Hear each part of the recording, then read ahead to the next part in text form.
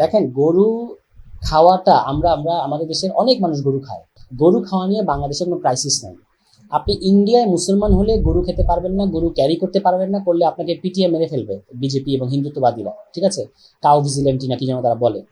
সেখানে যদি আপনি প্রতিবাদের অংশ হিসেবে গরু জবাই করতে পারেন বা করেন এবং এক ধরনের এই ধরনের কোনো ফেস্টের আয়োজন করেন, সেটা একটা মানে থাকে, রাজনৈতিক মানে থাকে।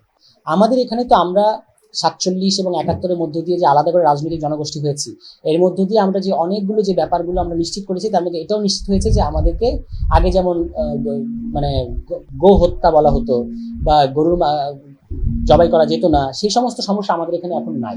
ফলে এই ধরনের অ্যাক্টিভিজমের উপযোগিতাও ফুরিয়েছে বলে আমার ধারণা। তো এটা যারা করছেন, এটা তাদের টেম্পারমেন্টের প্রশ্ন। আমি সেটা নিয়ে কিছু মানে আমার তেমন কোনো কি বলবো সমালোচনা, যেটা আমি বললাম এইটুকুই সমালোচনা। আর আমার টেম্পারমেন্ট হচ্ছে যে আমি ব্যক্তিগতভাবে মনে করি যে বাংলাদেশে এই ধরনের অ্যাক্টিভিজম করা কোনো দরকার নাই, কারণ আপনাকে এখানে কেউ গরু খাওয়ার জন্য বাধা দিচ্ছে না। তবু কেউ যদি আনন্দের অংশ হিসেবে এটা করতে চায় করতে পারে, কিন্তু অন্যকে অফেন্ড করার উদ্দেশ্যে না করলেই হবে। নির্বাচন কোথা থেকে করব, আমরা এখনো আমাদের দল থেকে কাউকে কোনো আসন যে আপনার জন্য অমুক আসন, আরেকজনের জন্য তমুক আসন, এরকম কিন্তু আমরা এখনো করি নাই, ঠিক আছে? কিন্তু আমরা অবশ্যই, আমরা যেহেতু রাজনৈতিক দল, আমরা নির্বাচন করতে চাই। আমিও নির্বাচনের মানে আমাকেও নরসিংদী থেকে বলে যে আপনি নির্বাচনে আসেন। এখন কোন আসন থেকে করবো সেটা এখনো ঠিক হয় নাই।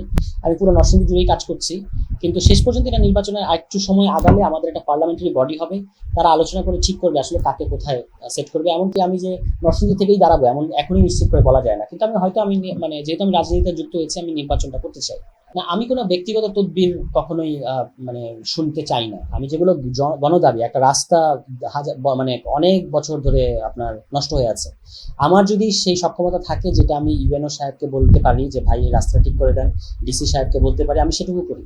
একটা ট্রেন নরসিংদী থেকে ঢাকা আসতো, কমিউটার ট্রেন, সেটা আমাদের স্টেশনে থামছিল না। আমি সেটা থামানোর ক্ষেত্রে রেল উপদেষ্টা মহোদয়কে অনুরোধ করেছি এবং উনি আমার কথা রেখেছেন। কিন্তু ব্যক্তিগত তদবির, যেটা অন্যায় তদবির, যে আমাকে ভাই অমুক জায়গায় পদোন্নতি করায় দেন, তমুক জায়গায় এটা করায় দেন, তমুক জিনিসটা করে দেন, এগুলো আমি সাধারণত আমলে নেই না। যেগুলো গণদাবি, সেগুলো যদি তারা এমন এমন হয় কখনো যে তারা ঠিক মতো জানে না যে এটা কোন চ্যানেলে তুলতে হবে কথাটা, তখন আমি তাদের পাশে দাঁড়াই।